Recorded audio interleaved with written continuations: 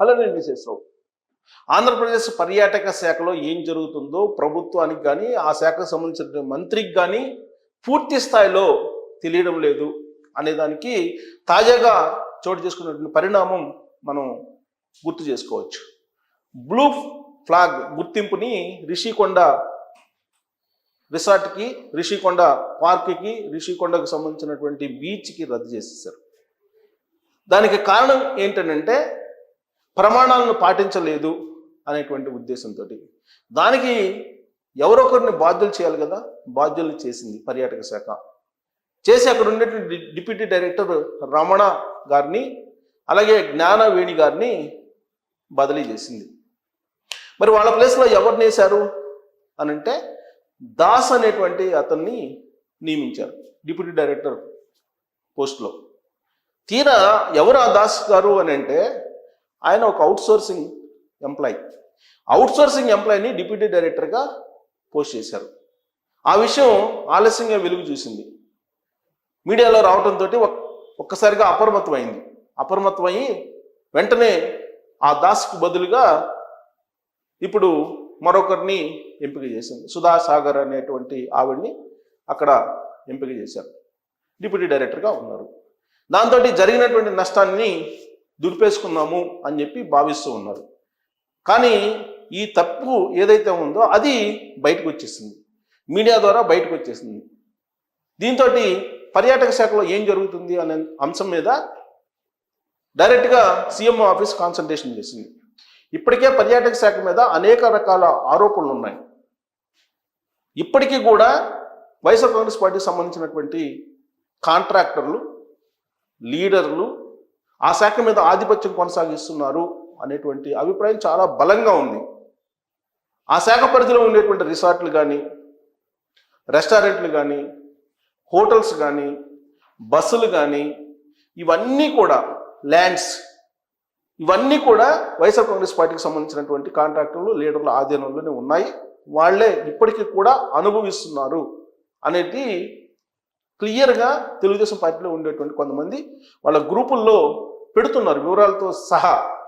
కానీ దాని మీద ఇంతవరకు ఎంక్వైరీ చేయట్లేదు, ఉన్నటువంటి కాంట్రాక్టులను తొలగించట్లేదు, ఉన్నటువంటి భూముల లీజుల్ని సమీక్షించట్లేదు. హోటల్స్ నిర్వహణ అలానే జరుగుతుంది, రిసార్ట్స్ నిర్వహణ అలానే ఉంది, అలాగే రెస్టారెంట్కి సంబంధించినటువంటి నిర్వహణ కూడా గత వైఎస్ఆర్ కాంగ్రెస్ పార్టీ ప్రభుత్వం తాలూకు కాంట్రాక్టర్లే నిర్వహిస్తున్నారు, ఎక్కువ మంది ఎక్కువ చోట్ల అనేది వినిపిస్తుంది. మరి ఆ శాఖ మంత్రి ఏం చేస్తున్నారు అనేటువంటి ప్రశ్న రావచ్చు. ఆ శాఖ మంత్రి, అలాగే Andhra Pradesh tourism corporation MD Amrapali గారు, అలాగే కార్యదర్శులు, వీళ్ళందరూ కూడా పెట్టుబడులు మొబలైజ్ చేసేటువంటి కార్యక్రమంలో విశాఖలో ఒక మీటింగ్ పెట్టారు, అలాగే విజయవాడలో ఒక మీటింగ్ పెట్టారు. రాష్ట్ర వ్యాప్తంగా దాదాపు 27 చోట్ల స్టార్ హోటల్స్ నిర్మించాలి, పర్యాటక శాఖను అంతర్జాతీయంగా గుర్తింపు పొందేలా ప్రయత్నం చేస్తున్నాము అనేటువంటి ఒక బూస్టప్ అయితే ఇచ్చారు. కానీ అంతర్గతంగా జరుగుతున్నటువంటి అంశాలను మాత్రం పరిశీలించట్లేదు, వాటిని రిపేర్ అయితే చేయట్లేదు. తాజాగా వచ్చినటువంటి ఎపిసోడే మనం తీసుకోవచ్చు. అసలు అక్కడ అవుట్సోర్సింగ్ ఎంప్లాయీ ఎవరైతే దాస్ అనే అతను ఉన్నారో అతన్ని డిప్యూటీ డైరెక్టర్గా నియమించడం అనేది అసలు పర్యాటక శాఖ ఆ అధికారులు ఆధీనంలో, పర్యాటక శాఖకు సంబంధించినటువంటి ఉన్నతాధికారుల ఆధీనంలో నడుస్తుందా లేదా అనేటువంటి అనుమానం కలుగుతుంది. బ్లూ ఫ్లాగ్ గుర్తింపు రిషికొండ బీచ్ కోల్పోయింది. దాన్ని సంపాదించాలంటే కనుక కొన్ని ప్రమాణాలని, అంతర్జాతీయ ప్రమాణాలని పాటించాలి. గతంలో బ్లూ ఫ్లాగ్ గుర్తింపు ఉంది ఆ రిసార్ట్కి, ఆ బీచ్కి.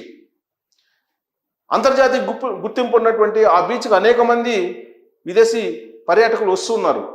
కానీ ఆల్ ఆఫ్ సడన్గా అంతర్జాతీయ గుర్తింపు రద్దయింది.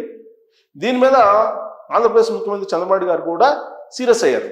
ఎందుకంటే పర్యాటక శాఖని డెవలప్ చేయాలి, అంతర్జాతీయంగా ఉండేటువంటి పర్యాటకుల్ని ఆకర్షించాలి, విదేశీ పెట్టుబడులను రాబట్టాలి, ప్రపంచంలోనే నెంబర్ 1 రాష్ట్రంగా ఆంధ్రప్రదేశ్ని తీర్చిదిద్దాలి అని చంద్రబాబు నాయుడు గారు తపన పడుతూ ఉన్నారు.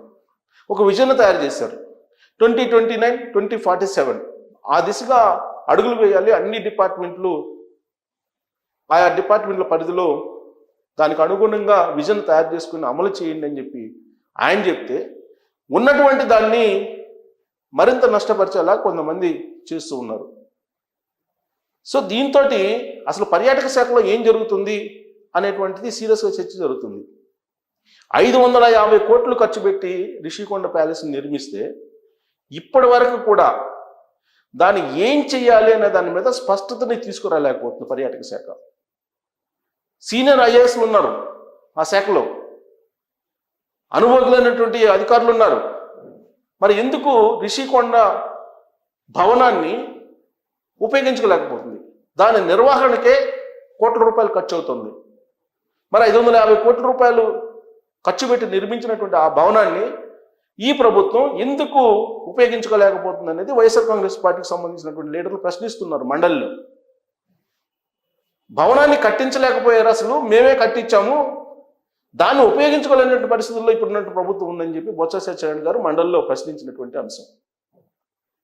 మరి దాన్ని ఉపయోగించుకోవడానికి ఒక క్లారిటీ ఇవ్వలేనటువంటి పరిస్థితుల్లో పర్యాటక శాఖ సుమారుగా 27 స్టార్ హోటల్స్ని ఎందుకు నిర్మిస్తుంది, దేనికోసం నిర్మిస్తుంది అనేటువంటి ఒక ప్రశ్న ఇప్పుడు ప్రత్యర్థుల నుంచి వస్తుంది. పర్యాటక శాఖను సమూలంగా ప్రక్షాళన చేస్తే తప్ప ఆ శాఖ మారదు అనేటువంటి విషయం ఇప్పుడు చర్చ జరుగుతోంది. రిషికొండలో జరిగినటువంటి అవినీతి మొత్తం కూడా పర్యాటక శాఖ నుంచే జరిగింది అనేది ఒక వాదన ఉంది. అలాగే గతంలో ఆడుదాం ఆంధ్ర అనేటువంటి కార్యక్రమం నిర్వహించి పెద్ద ఎత్తున అవినీతికి పాల్పడ్డారనే ఆరోపణలు కూడా ఉన్నాయి. ఆ రోజున ఈ శాఖకు సంబంధించిన మంత్రిగా రోజా గారు ఉన్నారు. ఆవిడ సాంస్కృతిక కార్యక్రమాలు నిర్వహించారు, ఆవిడ కూడా డ్యాన్స్ వేశారు, ఆడుదాం ఆంధ్ర కార్యక్రమంలో పాల్గొన్నారు, కబడ్డీ ఆడారు. సో ఆవిడ పర్యాటక శాఖ మంత్రిగా ఉంటూ ఆ పర్యాటక శాఖ నిధుల్ని ఆడుదాం ఆంధ్రకి కూడా ఖర్చు పెట్టారు.